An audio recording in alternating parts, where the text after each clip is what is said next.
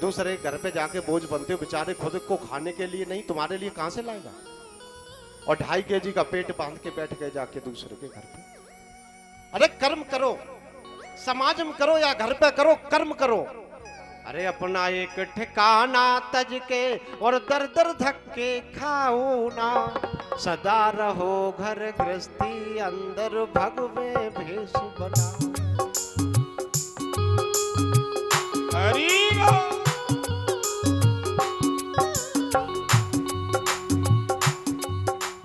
भेष बदल कर भीख मांग कर होना नहीं तू बंदे ख्वार, मेहनत करके करो कमाई बनो नहीं दूजे पर भार।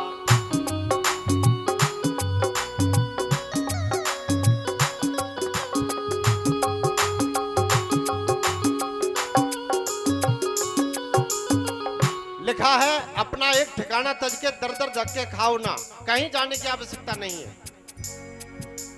अगर संत है कोई अब इस समय तो सिर्फ ग्रस्त है,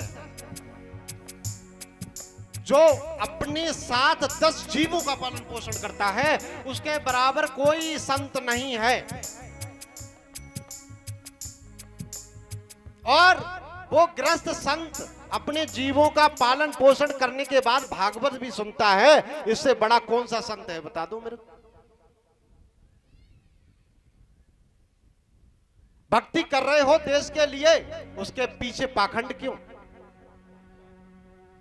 कि दरिया तो दरिया होते हैं वो नहीं समंदर होते हैं।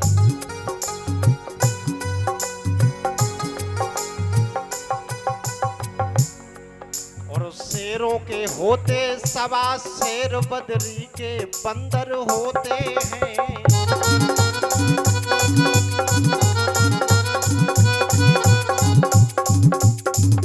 और धर्म के विरुद्ध जो कार्य करे,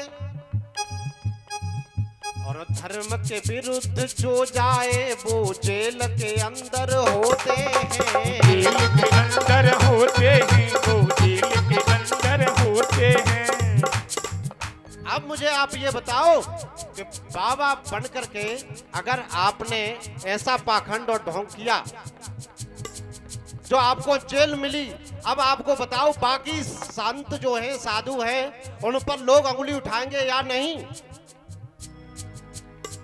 हर संत को शक की नजर से देखेंगे लोग। इसलिए किसी संत को ऐसा पाखंड नहीं करना चाहिए। कि धर्म के विरुद्ध जो कार्य करे वो जेल के अंदर होते हैं। वो जेल के अंदर होते हैं, वो जेल के अंदर होते हैं। अब जिस बाबा ने धर्म के विरुद्ध कार्य किया और वो तो जेल में बैठ गया जाके, लेकिन उन बाबाओं के जो चेला है उनका क्या होगा? इसलिए सबसे बढ़िया है, सबसे सरल भक्ति है, अपनी कथा भागवत एक सालम से एक कराओ, प्रेम पूर्वक उसको सुनो और थोड़े थोड़े सब मिलकर के उसमें दान दो, ताकि एक पर कोई प्रभाव न पड़े, और प्रेम पूर्वक कथा का श्रवण करो। यही एक आधार है इस कलयुग में, और दूसरा कोई आधार नहीं है। लिखा है तुलसीदास ने कि कलयुग केवल और नाम आधारा, सुमेरे सुमेरे नर उतरहि पारा। सुमेरे सुमेरे नरे उतरहि पारा। कलियुग केवल काम आधारा, सुमेरे सुमेरे नरे उतरहि पारा। सुमेरे सुमेरे नरे उतरहि पारा। कलयुग केवल नाम आधारा, और सुमेरे सुमेरे नर उतरहि पारा। एक आधार है। अगर आप नाम यहाँ गाते हो, भागवत पंडाल में अगर संकीर्तन करते हो, और उस नाम को यदि आपने एक पल के लिए भी मन से बोल दिया, तो ये नाम आपका सीधा धर्म की अदालत में जमा हो जाएगा। ये अभी नहीं, बाद में काम आएगा, क्योंकि खेत में गिरे हुए बीज अपने मौसम आने पर उग जाते हैं। इसी तरह से तुम्हारे द्वारा किया गया दान और धर्म अपने समय पर जरूर काम आएगा। इसलिए थोड़ा थोड़ा करते जाओ, नहीं तो सुबह से लेकर के शाम तक खाना पीना सो जाना और सब काम है पशु समाना। फिर क्यों देह मनुज की धारी, अरे भजन करो सुखकारी। अरे खाना पीना सोना तो पशु भी करते हैं, फिर आप में उनमें अंतर क्या है? अगर आप यही करके और जीना चाहते हैं तो अंतर क्या है? वैसे वे लोग पशु से भी गए गुजरे हैं, जो अपना स्तर पशुओं से भी गिरा रखा है। बाकी साथ में आपको भी पता है और कहने वाले को भी पता है कुछ नहीं जाएगा, लेकिन फिर भी कोई मानने को तैयार नहीं है। आपसे ये नहीं कहा गया कि आप अपना परिवार न देखो, आपसे ये नहीं कहा गया कि आप अपने बच्चे न देखो, इनको छोड़ करके और हिमालय की पहाड़ी पर जाकर के बैठ जाओ और ये भूखों मरे और ये रोड पे घूमते रहें। ये किसी भी शास्त्र ने नहीं कहा। अगर कोई कहता है तो गलत है। अपना परिवार के साथ जियो। परिवार का कर्तव्य उस विधाता ने दिया है, जिसको आपको सहज स्वीकार करना है और उनका पालन पोषण करते हुए आपको धर्म के कार्य भी करना है। और इस दुनिया में पता नहीं है कब क्या हो जाए, ये पल ही पल में क्या हो जाए, और उस संपत्ति और शरीर का पता नहीं तकदीर का, पता नहीं तकदीर का, पता नहीं तकदीर का, पता नहीं तकदीर का।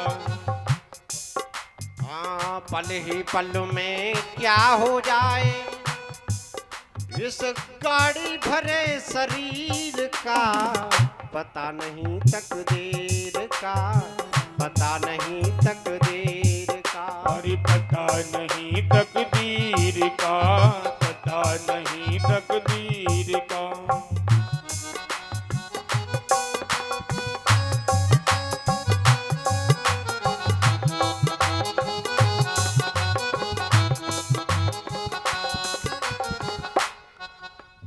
राजा हरिश्चंद्र से दानी और काशी में जाए के तीनों प्राणी।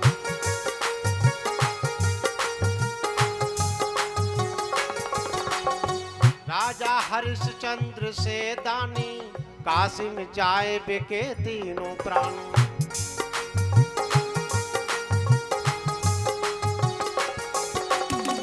याद करो और वो समय जब उठा घड़ा नहीं नीर का, पता नहीं तकदीर का, पता नहीं तकदीर का, पता नहीं तकदीर का।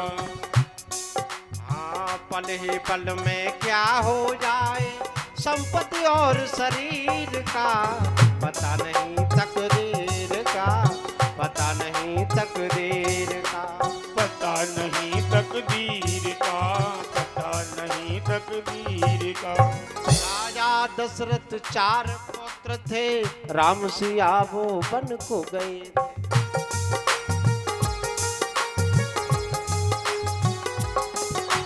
राजा दशरथ 4 पुत्र थे, राम सिया वो वन को गए।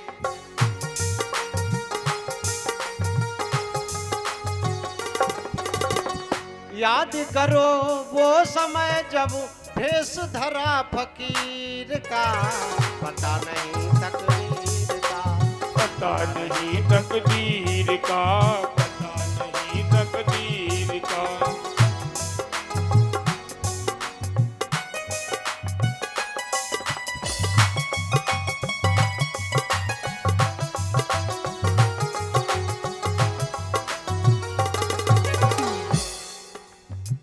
पल ही पल में क्या हो जाए, संपत्ति और शरीर का पता नहीं तकदीर का, पता नहीं तकदीर का।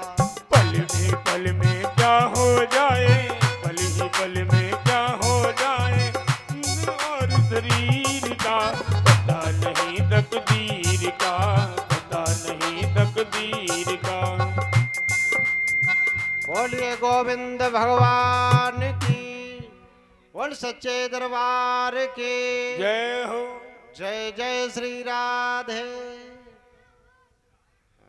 जाग रहे, इसी को जागना बोलते हैं। जागते हुए सोना, परमात्मा की तरफ ध्यान न होना, और सोते हुए जागना, परमात्मा की तरफ ध्यान का होना ही जागना होता है। अस्तो मां सदगमय, तमसो मां ज्योतिर्गमय, मृत्योर्मां अमृतम गमय। गुरु वही हो सकता है जो आपको अंधकार से प्रकाश की ओर ले जाए। एक बहुत अच्छी उपमा दी है गुरु की, कबीर साहब ने खुद लिखा है अपनी लेखनी में कि गुरु गोविंद दोनों खड़े काके लागू पाए।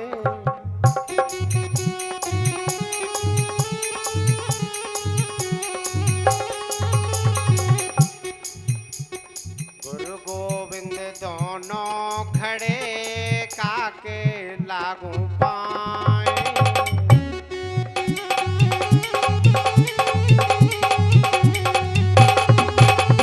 बलिहारी गुर आपनी गोविंद दियो बता।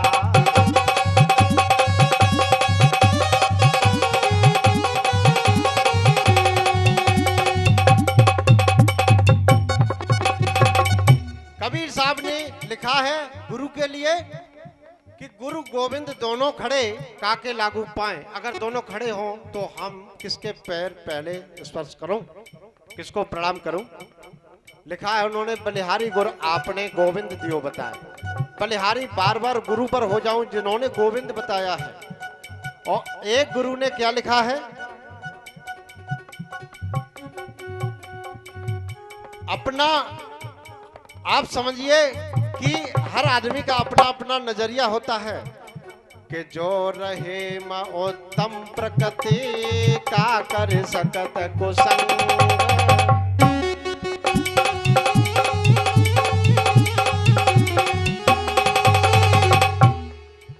जो रहीम उत्तम प्रकृति क्या कर सकत कुसंग। आज बच्चा कोई संकल्प ले ले कि मुझे कोई बिगाड़ नहीं सकता है। एक बार अगर ईंट भट्टे में पक जाए वो दोबारा नहीं पकाई जाती। एक बार कोई मिट्टी का बर्तन पक जाए वो दोबारा नहीं पकाया जाता।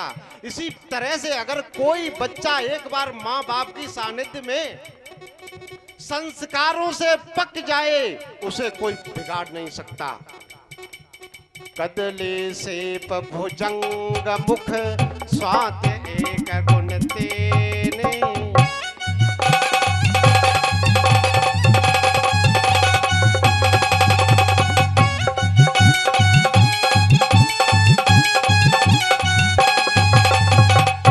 लिखा है दोनों तरफ, एक तरफ लिखा है कि कदली सीप भुजंग मुख और स्वाति एक गुण तीन। और जैसी संगत बैठिए वैसे ही फल दिए।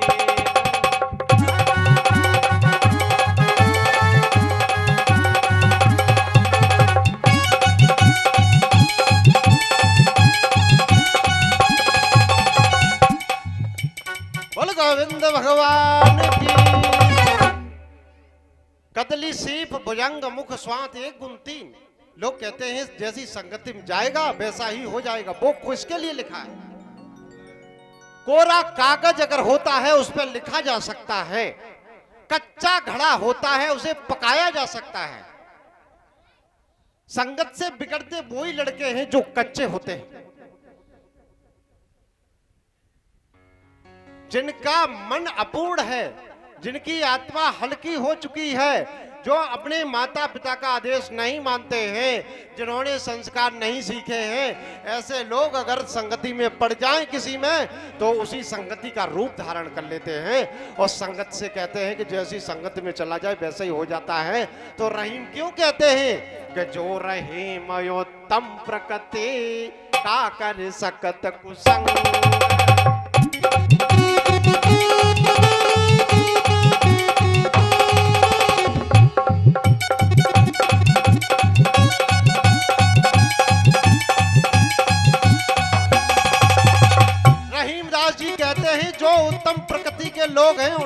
विसंगतियां कुछ नहीं कर सकती। कैसे कि चंदन विष व्यापत नहीं, लिपटे रहते भुजंग।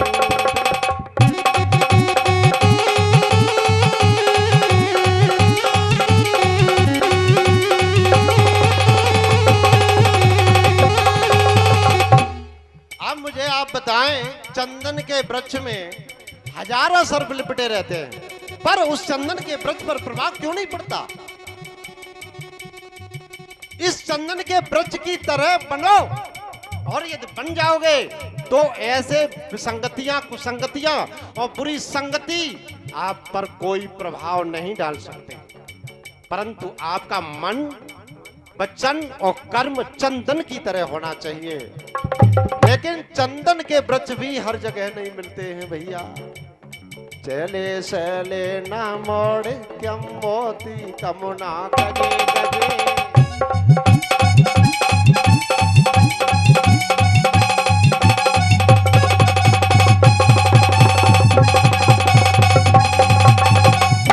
सैले सैले न मोड़ क्यम मोती कमुना गजे गजे। चंदन के वृक्ष हर वन में नहीं मिलते, और हर हाथी के मस्तक में मोती नहीं होता। इसी तरह से साधवो नहीं सर्वत्र चंदन ना बने बने।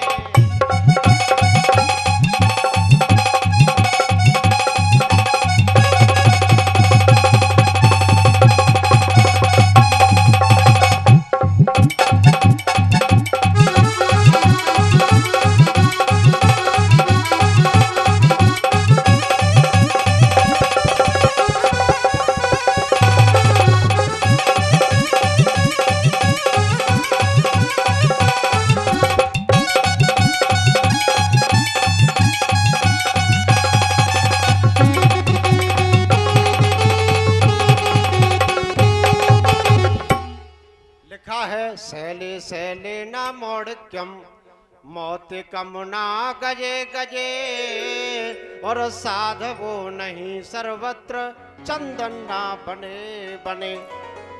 जिस तरह से सैले सैले न मोड़ क्यम मोती कमुना गजे गजे, हर पर्वत में मणि नहीं होती, हर हाथी के मस्तक में मोती नहीं होता, और हर स्थान पर सज्जन नहीं होते, और इसी तरह से हर वन में वो चंदन नहीं होता। अगर वो चंदन निकल आए कोई घर में, फिर वो अपनी महक से, अपने कर्म से, जैसे चंदन का वृक्ष पूरे वन को सुगंधित कर देता है, उसी तरह से एक अच्छा बालक पूरे परिवार को सुगंधित कर देता है। और एक बालक चाहे तो पूरे परिवार को उतार के ले जाता है। कोई ऐसा पुत्र हो जिसको लोग ये पूछें कि ये पुत्र किसका है, जिस पुत्र से पिता का नाम जाना जाए, वो पुत्र होता है।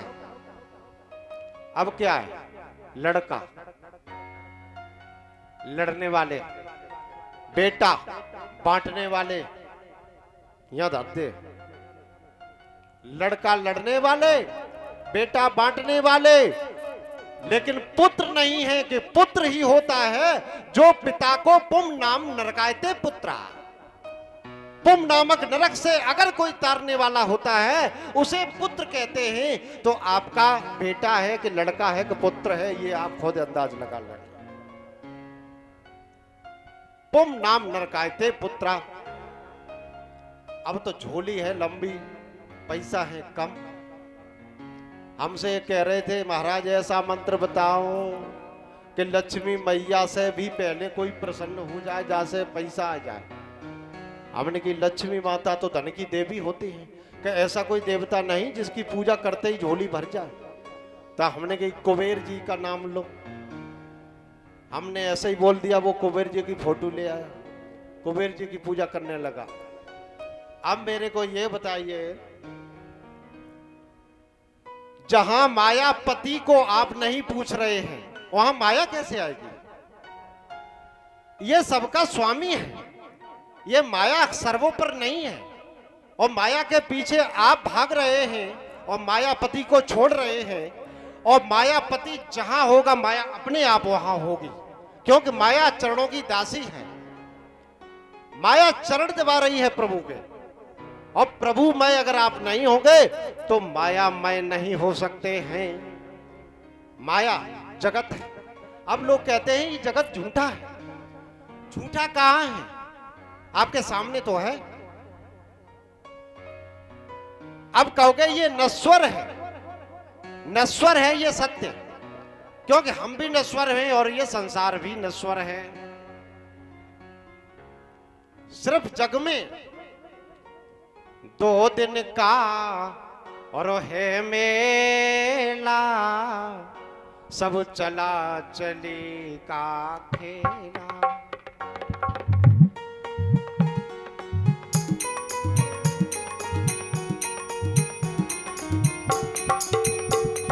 इस जग में 2 ही दिन का है। अरे 2 दिन का है मेला, सब चला चली का खेला।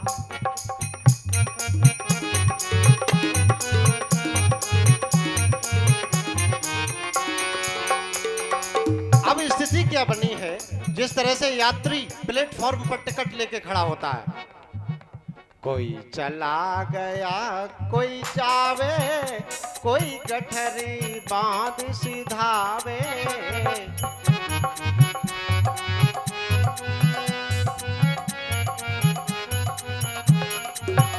कोई चला गया तो कोई जावे, कोई गठरी बांध सिधावे।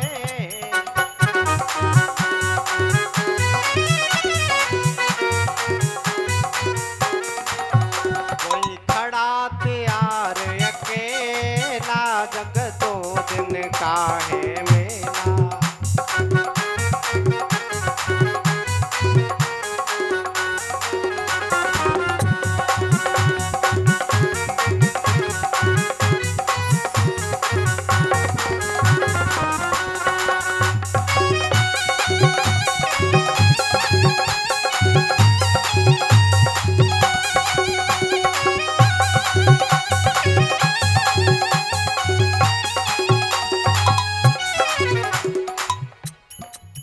सुत नार मात पितु भाई, कोई अंत सहायक नाई।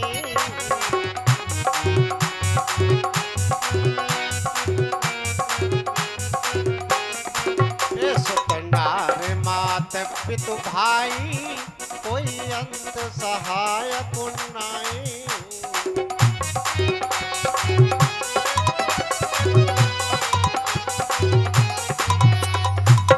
फिर क्यों भरे पाप का ठेला, जग 2 दिन का है मेला।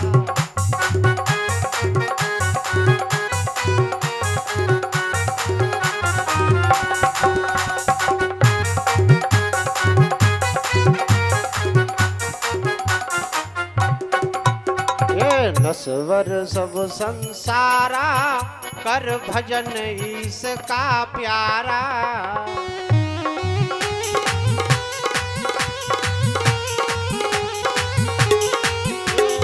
नश्वर सब संसारा, कर भजन इसका प्यारा।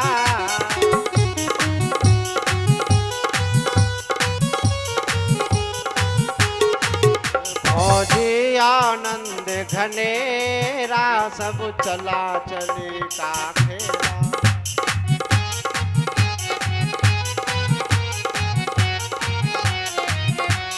जग में 2 दिन का है मेला, सब चला चले का खेला। तालियां से जोर से।